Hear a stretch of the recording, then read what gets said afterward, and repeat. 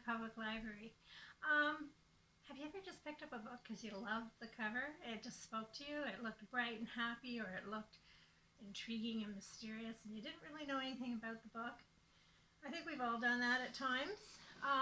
What I'm going to highlight today are books that came in that are worthy reads, came in 2020, that have the most uninspiring covers that, as staff, we all sort of thought, who's going to want to read that?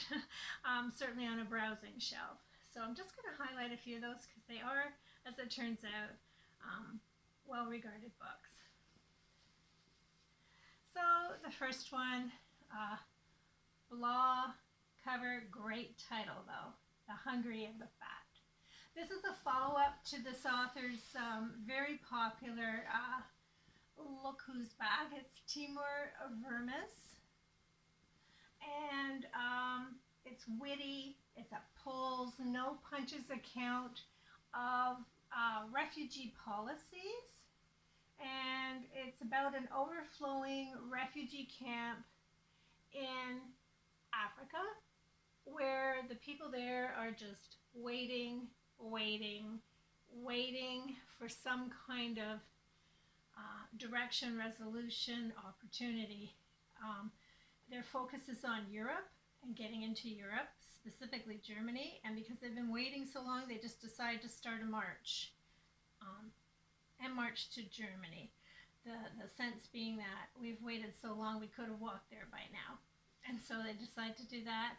It draws media attention, and it becomes a very funny and entertaining commentary on social media, refugee policies, and it's expected to be controversial, but it sounds like a very interesting read and very timely one as well. The Youth of God. I think I featured this in honor of Black History Month. It's about a Somali youth in Toronto in the 60s and 70s in the Dixon area who becomes radicalized, and how his teacher takes the efforts to rescue him from going down the wrong path. So if it's again, it's timely, and it's really was on the hot lists for Black authors and Black Lives Matters topics of interest. So again, the cover is not very appealing, but the story is quite well regarded. So this one, not such a bad cover, just very simple, called Tyll.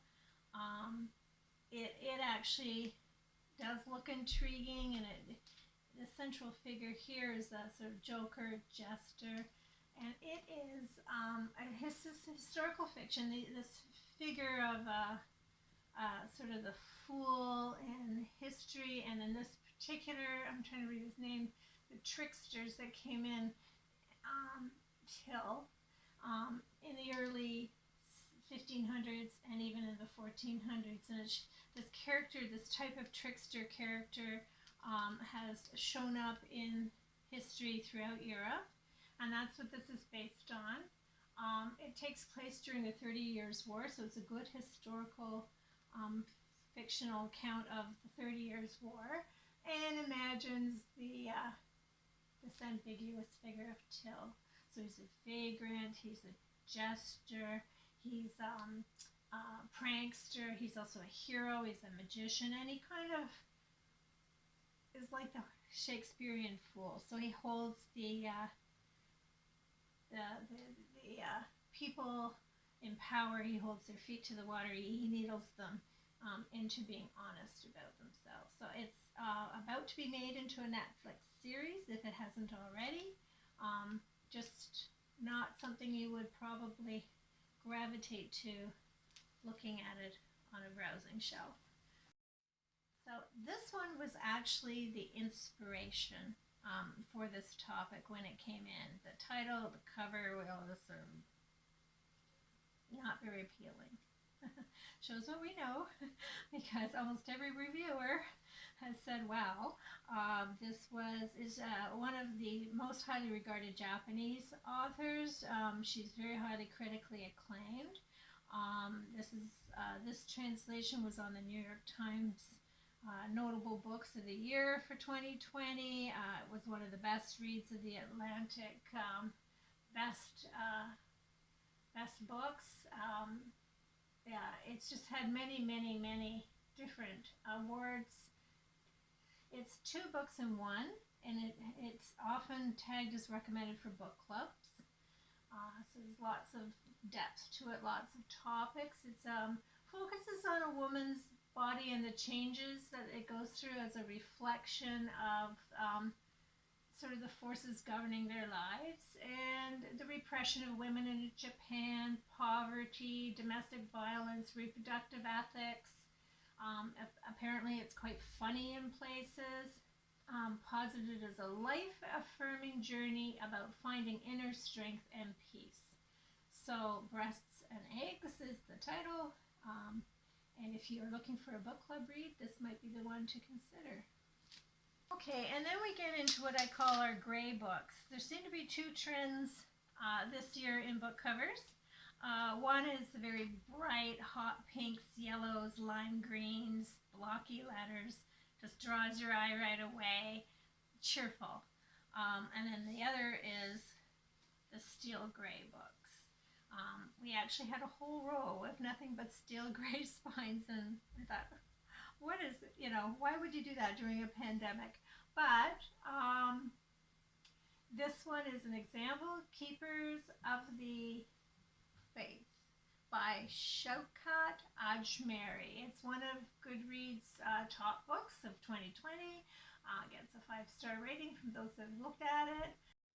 So this one is set in India, again during the 60s, and it is about conflict between a very small community led by a priest who wants to adhere to very, very strict norms, socially conservative norms that are quite out of date, and an element of the community that rebels against that. And it revolves around the story of two lovers, one who is in the rebellious camp and one who subscribes to her family's faith in maintaining the strict protocols, and it splits them up. And then when they come back, they come back together later in life. They're faced with making those very deep and challenging choices in their life. So it was very well regarded, and sounds like it would be very timely in today's society. Not a very appealing cover, but an appealing book. And then, typical of the steel gray publications, this one is actually mystery and part of a Watertown series, and it deals with being the outsider in a small town where the definition of outsider is you weren't born here. So it's about community and finding your way and building community in the face of adversity. There's a murder and dealing with people's prejudices. So it is called Fall of Night. And another rather gray looking book, The Book of Dragons. So this is a collection of stories by some of the top science fiction and fantasy writers revolving around the topic of dragons. Their interpretations and viewpoints of dragons, from the scary to the endearing to the traditional to fantasy. Some are for comfort and protection. So the full scope of dragons in literature. All of these stories are new. They've not been published before. And the editor is highly regarded as a novelist himself. And I guess I can give you some idea of some of the authors here. We have Scott Lynch, R.F. Kuang, Kate Elliott, Ken Yu, Todd McCaffrey, Garth Nix, Peter S. Beagle, all considered sort of masters of their genre. The Book of Dragons, rather a bleak-looking cover, but interesting topic. So this little book is lovely in terms of its colors. It does catch the eye, but it doesn't tell you anything. And this was picked by one of our staff members who didn't think it an appealing cover at all. The title is Almond. It's a debut author, but it would appeal to those who liked, for instance, The Curious Incident of the Dog in the Night. It's about a young man who's unable to feel emotion, and the reference to the almond is the part of the brain, I guess the amygdala or some part of the brain that's shaped like an almond, and he has no ability to feel really any emotion or any pain or love, and circumstances bring him into an unexpected friendship with somebody who tries to bully him and is rather baffled by his lack of reaction.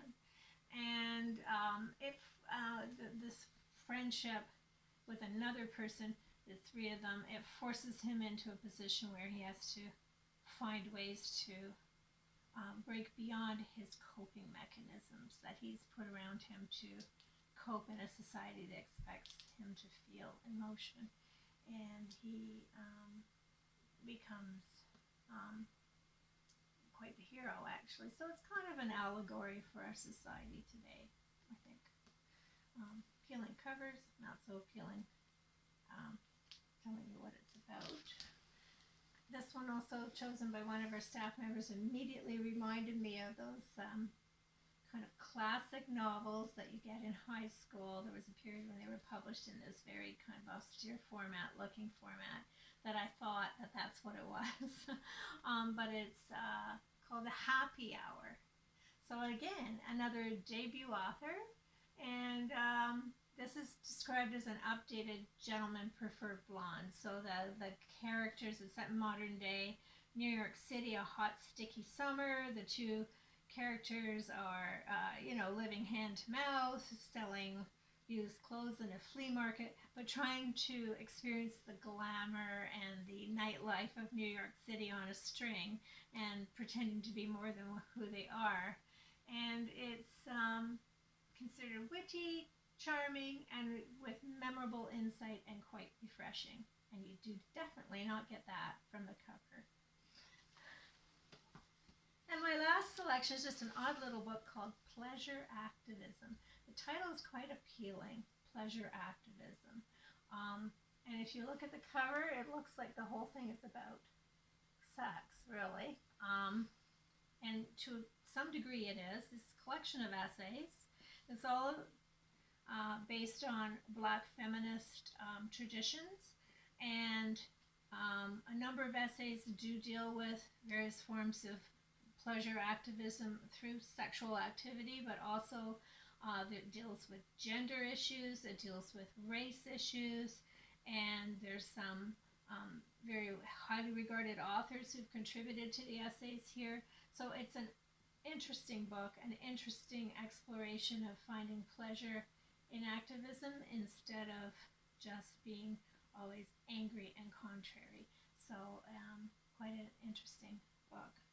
So that's my little collection of books, just where the covers are misleading and not particularly appealing. They're not going to draw you in to, oh, that looks like a book I'd like to read. But they are all worthy of reading, so I hope you do not judge the book by its cover and explore some of these.